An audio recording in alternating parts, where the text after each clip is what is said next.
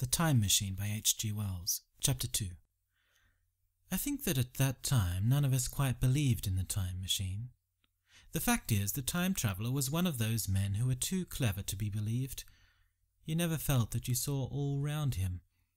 You always suspected some subtle reserve, some ingenuity in ambush behind his lucid frankness. Had Philby shown the model and explained the matter in the time traveller's words, we should have shown him far less scepticism, for we should have perceived his motives. A pork butcher could understand Philby, but the time traveller had more than a touch of whim among his elements, and we distrusted him. Things that would have made the frame of a less clever man seemed tricks in his hands. It is a mistake to do things too easily. The serious people who took him seriously never felt quite sure of his deportment.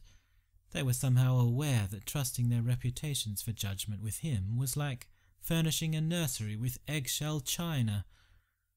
So I don't think any of us said very much about time-travelling in the interval between that Thursday and the next, though its odd potentialities ran, no doubt, in most of our minds, its plausibility, that is, its practical incredibleness, the curious possibilities of anachronism and of utter confusion it suggested. For my own part, I was particularly preoccupied with the trick of the model. That I remember discussing with the medical man whom I met on Friday at the Linnaean. He said he had seen a similar thing at Tübingen, and laid considerable stress on the blowing out of the candle, but how the trick was done he could not explain. The next Thursday I went again to Richmond. I suppose I was one of the time traveller's most constant guests, and, arriving late, found 4 or 5 men already assembled in his drawing-room. The medical man was standing before the fire with a sheet of paper in one hand and his watch in the other. I looked round for the time traveller, and "It's 7:30 now," said the medical man. "I suppose we'd better have dinner." "Where's—" said I, naming our host. "You've just come? It's rather odd. He's unavoidably detained. He asks me in this note to lead off with dinner at 7 if he's not back. Says he'll explain when he comes." "Seems a pity to let the dinner spoil," said the editor of a well-known daily paper, and thereupon the doctor rang the bell. The psychologist was the only person besides the doctor and myself who had attended the previous dinner. The other men were Blank, the editor aforementioned, a certain journalist, and another, a quiet, shy man with a beard whom I didn't know, and who, as far as my observation went, never opened his mouth all the evening. There was some speculation at the dinner table about the time traveller's absence, and I suggested time-travelling in a half-jocular spirit. The editor wanted that explained to him, and the psychologist volunteered a wooden account of the ingenious paradox and trick we had witnessed that day week. He was in the midst of this exposition when the door from the corridor opened slowly and without noise. I was facing the door and saw it first. "Hello," I said. "At last." And the door opened wider, and the time traveller stood before us. I gave a cry of surprise. "Good heavens, man, what's the matter?" cried the medical man who saw him next, and the whole tableful turned towards the door. He was in an amazing plight.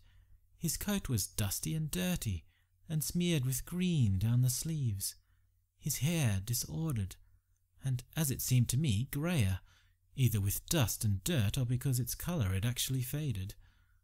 His face was ghastly pale. His chin had a brown cut on it, a cut half-healed. His expression was haggard and drawn as by intense suffering. For a moment he hesitated in the doorway as if he had been dazzled by the light. Then he came into the room. He walked with just such a limp as I have seen in footsore tramps. We stared at him in silence, expecting him to speak. He said not a word, but came painfully to the table and made a motion towards the wine. The editor filled a glass of champagne and pushed it towards him. He drained it, and it seemed to do him good, for he looked round the table, and the ghost of his old smile flickered across his face. "What on earth have you been up to, man?" said the doctor. The time traveller did not seem to hear. "Don't let me disturb you," he said with a certain faltering articulation. "I'm all right." He stopped, held out his glass for more, and took it off at a draught. "That's good," he said. His eyes grew brighter, and a faint colour came into his cheeks. His glance flickered over our faces with a certain dull approval, and then went round the warm and comfortable room.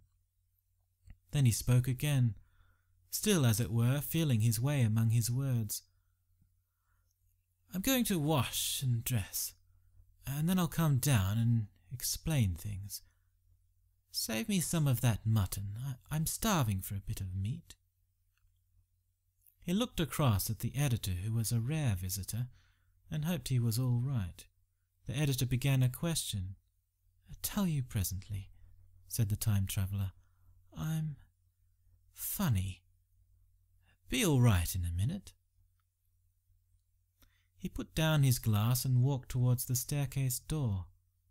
Again I remarked his lameness and the soft padding sound of his footfall, and standing up in my place I saw his feet as he went out. He had nothing on them but a pair of tattered, blood-stained socks. Then the door closed upon him. I had half a mind to follow till I remembered how he detested any fuss about himself. For a minute, perhaps, my mind was wool-gathering. Then, "Remarkable behaviour of an eminent scientist," I heard the editor say, thinking after his wont in headlines, and this brought my attention back to the bright dinner table. "What's the game?" said the journalist. "Has he been doing the amateur cadger? I don't follow." I met the eye of the psychologist and read my own interpretation in his face. I thought of the time traveller limping painfully upstairs. I don't think anyone else had noticed his lameness. The first to recover completely from this surprise was the medical man who rang the bell. The time traveller hated to have servants waiting at dinner for a hot plate.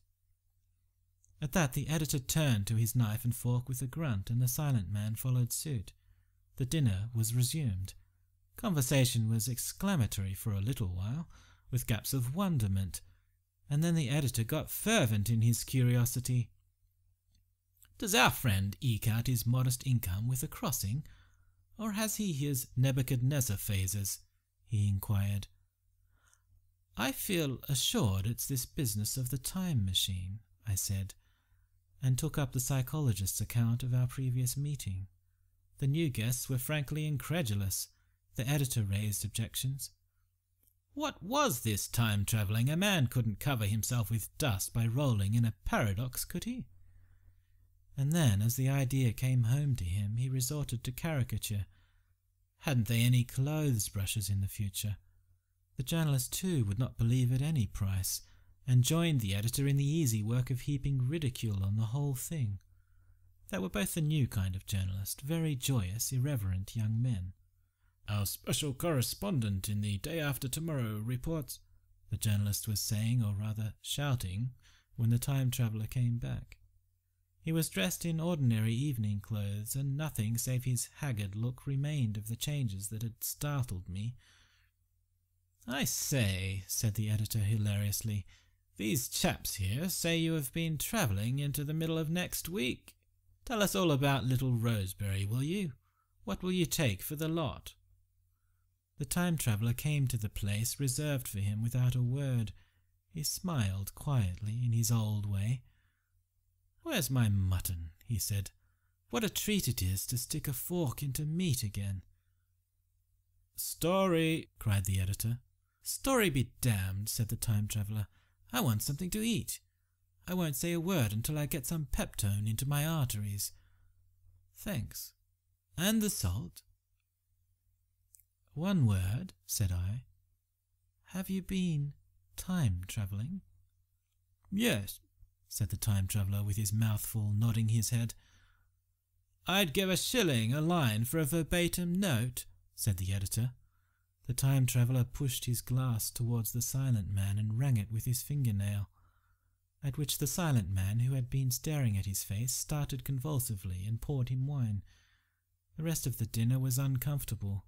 For my own part, sudden questions kept on rising to my lips, and I dare say it was the same with the others. The journalist tried to relieve the tension by telling anecdotes of Hetty Potter. The time traveller devoted his attention to his dinner and displayed the appetite of a tramp. The medical man smoked a cigarette and watched the time traveller through his eyelashes. The silent man seemed even more clumsy than usual and drank champagne with regularity and determination out of sheer nervousness. At last the time traveller pushed his plate away and looked round us. "I suppose I must apologize," he said. "I was simply starving. I've had a most amazing time." He reached out his hand for a cigar and cut the end. "But come into the smoking room. It's too long a story to tell over greasy plates." And ringing the bell in passing, he led the way into the adjoining room. "You have told Blank and Dash and Chose about the machine," he said to me, leaning back in his easy chair and naming the 3 new guests. "But the thing's a mere paradox," said the editor. "I can't argue tonight. I don't mind telling you the story, but I can't argue. I will," he went on, "tell you the story of what has happened to me, if you like, but you must refrain from interruptions. I want to tell it. Badly. Most of it will sound like lying. So be it, it's true, every word of it all the same. I was in my laboratory at 4 o'clock, and since then I've lived 8 days, such days as no human being ever lived before. I'm nearly worn out, but I shan't sleep till I've told this thing over to you. Then I shall go to bed, but no interruptions. Is it agreed?" "Agreed," said the editor, and the rest of us echoed, "Agreed." And with that the time traveller began his story as I have set it forth. He sat back in his chair at first, and spoke like a weary man. Afterwards he got more animated. In writing it down I feel with only too much keenness the inadequacy of pen and ink, and, above all, my own inadequacy to express its quality. You read, I will suppose, attentively enough, but you cannot see the speaker's white, sincere face in the bright circle of the little lamp, nor hear the intonation of his voice. You cannot know how his expression followed the turns of his story. Most of us hearers were in shadow, for the candles in the smoking room had not been lighted, and only the face of the journalist and the legs of the silent man from the knees downward were illuminated. At first we glanced now and again at each other. After a time we ceased to do that and looked only at the time traveller's face.